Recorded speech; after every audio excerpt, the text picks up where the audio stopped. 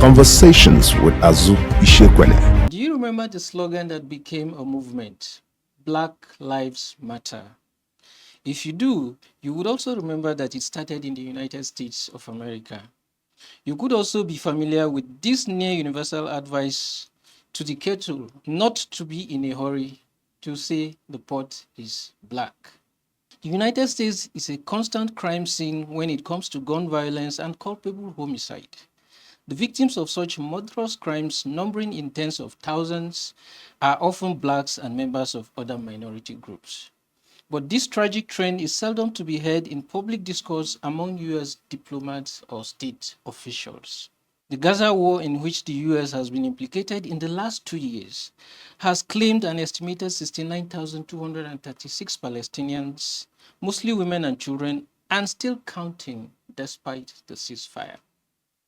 Yet, US Senator Ted Cruz and former mayor of Blanco in Texas, Mike Arnold, are among other Americans and some Nigerians who want Nigeria to be listed as a country of concern for religious genocide. It is a delicate issue, but it cannot be left without challenge. Welcome to Conversation with Azu, our weekly diary on life and politics. Our column is titled The Log in America's Eye.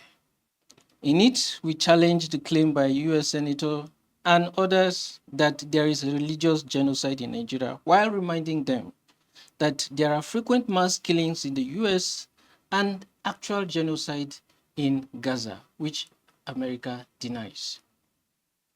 Azu, the author of this column, is with me as always, and we are going to be discussing this topic. Welcome, Azu. Thanks for having me, Julia. It's a pleasure to be here. All right. For starters, stoking Nigeria's religious fires is a very dangerous game. Yeah. And why would anyone, let alone foreigners, indulge in such a wicked pastime? Well, that's, I guess the jury's out on that.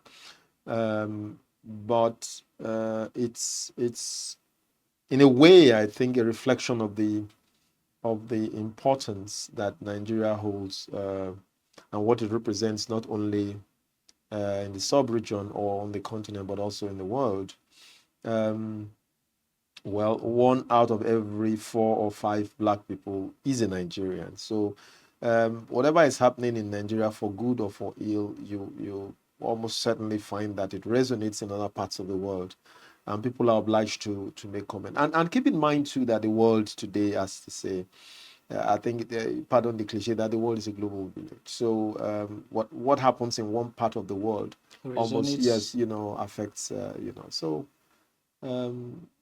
I guess that's one of the reasons why I am not so surprised that events in Nigeria are of interest to persons, both on the continent and elsewhere. All right, and coming back to Nigeria, there have been identifiable instances of religious extremism, such as when people are summarily executed for, allegations of blasphemy, without the executors being called to account. So, do you think this qualifies as religious genocide, or does it give any justification? No, you see, we have to. That's my problem with the characterization of Nigeria by Senator Ted Cruz and others, that what has happened very sadly and unfortunately happened in Nigeria in recent years, that they describe it. Because you see, when you talk about genocide, as I understand it, it's almost certainly a state action. All right? It's something that a state itself has to be involved and has to sanction. If a state is not involved and is not sanctioning it, then it cannot be so described. And you know, there are examples in history, whether it's Hitler's example or what happened in Bosnia and Herzegovina or in Rwanda. These were state championed, state directed, state executed actions. All right. So, and you cannot describe what has happened in Nigeria. However unfortunate and regrettable it has been as such. The allegation by Senator Ted Cruz seems to have gained traction with some Christians and even clergy in Nigeria. But it will take a lot to convince such people that Cruz is not speaking because he really cares.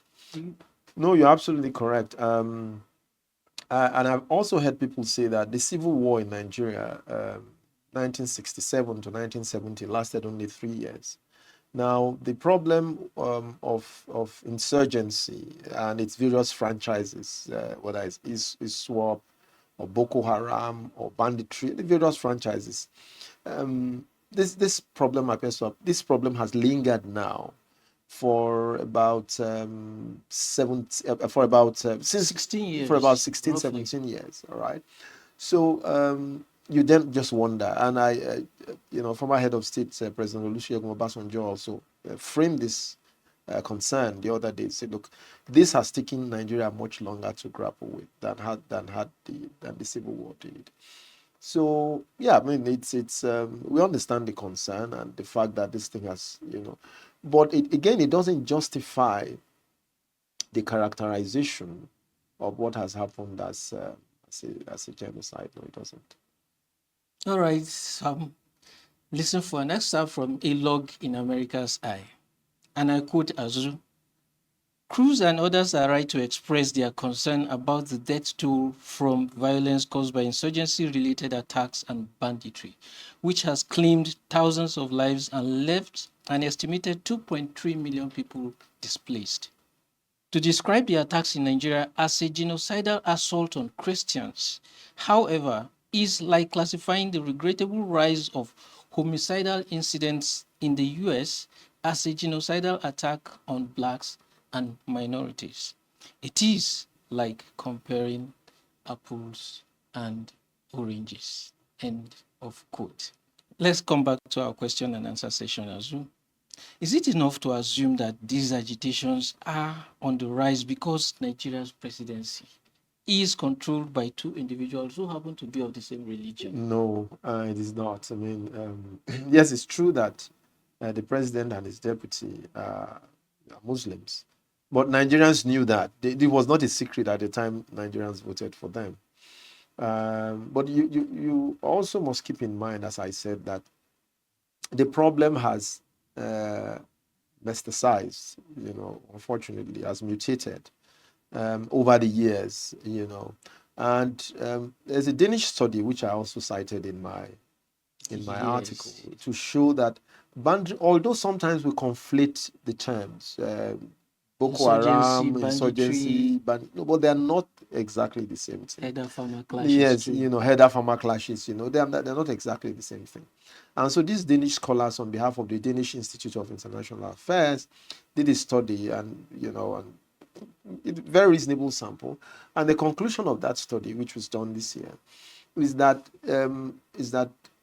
bandits do not necessarily have a territorial or religious or ideological motive in what they do.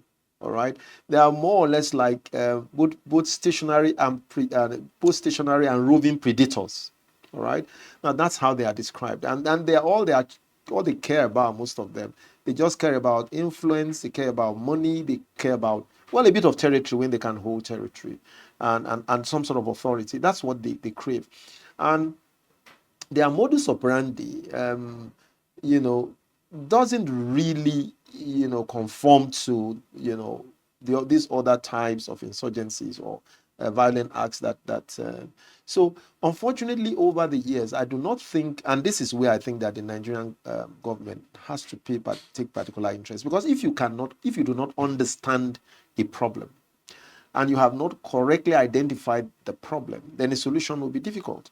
Unfortunately, it does appear to me that whether they talk about kinetic and non-kinetic approaches to dealing with this problem, the problem has been solved as one single problem, as a problem of insurgency as a whole. But now this is a different type of assault on communities and on Nigeria. And except we begin to understand that it is different from the others, even though it might appear to be similar, then finding a solution to the problem might be a bit more complicated. And has nothing to do with that President Bola Tinubu and Vice President Kashim No, absolutely, Shettima absolutely not. I mean, and we, those who we, we argue knew. don't remember that the wife of the president is not Muslim. Yeah, exactly. But we knew that identity politics is something that politicians play very well, at times of election, but they play identity politics for just that temporary and personal advantage that it offers them. It has nothing to do with the issues that people care about, about their safety, about their security, about getting out of poverty, about getting jobs, about absolutely nothing. And interestingly, also, you would find that some of these places where these bandits operate, these are some of the things that the bandits, when they collect money, when they rustle, when they get involved, for example, in rustling cow or rustling head, and then they sell and they make money, they in quote give,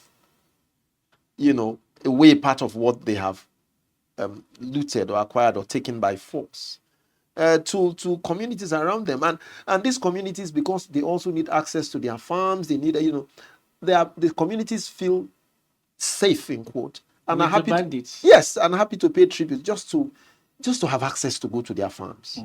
All right, so it's a very complicated situation, and I think it's one that the Nigerian authorities need to identify properly in order to be able to engage and deal with it root and branch. All right, we have about 5 minutes to go, and I still have 3 questions. So Great. let's see how we go.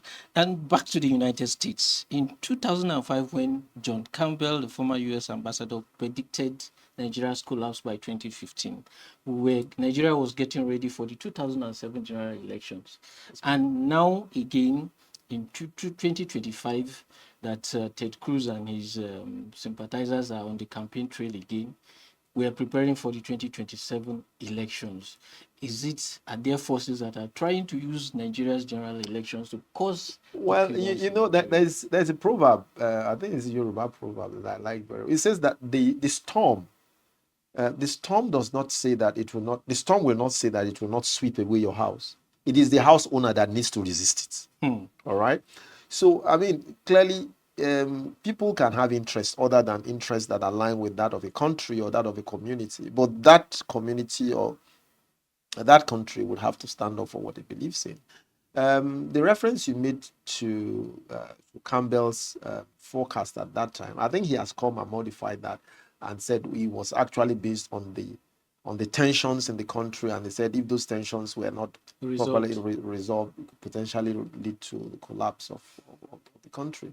Whether people will agree that there is some sort of equivalence in what he said and what is happening today, I think that's a matter that people debate. But that's a matter for conjecture. But the truth is that we are just around the corner. Election is just around the corner. But we should know as Nigerians that whatever people think or suggest, we have a responsibility to protect ourselves and our communities against any such prophecies, if I might put it that way, coming to pass.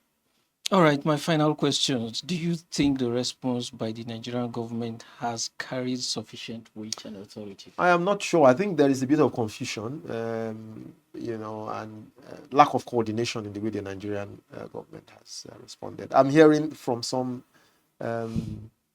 very trusted quarters that the Nigerian government is trying to find a way to send the delegation to go to the US to see how they engage. I do not think that's, I really do. I honestly do not. I think that what we need to do as a country is to look at the problem, take the benefit of resources and also commission our own internal studies and then have a plan to tackle. I don't think we need to appease anyone, to solve the problems that are well within our reach to solve if we are determined to solve them.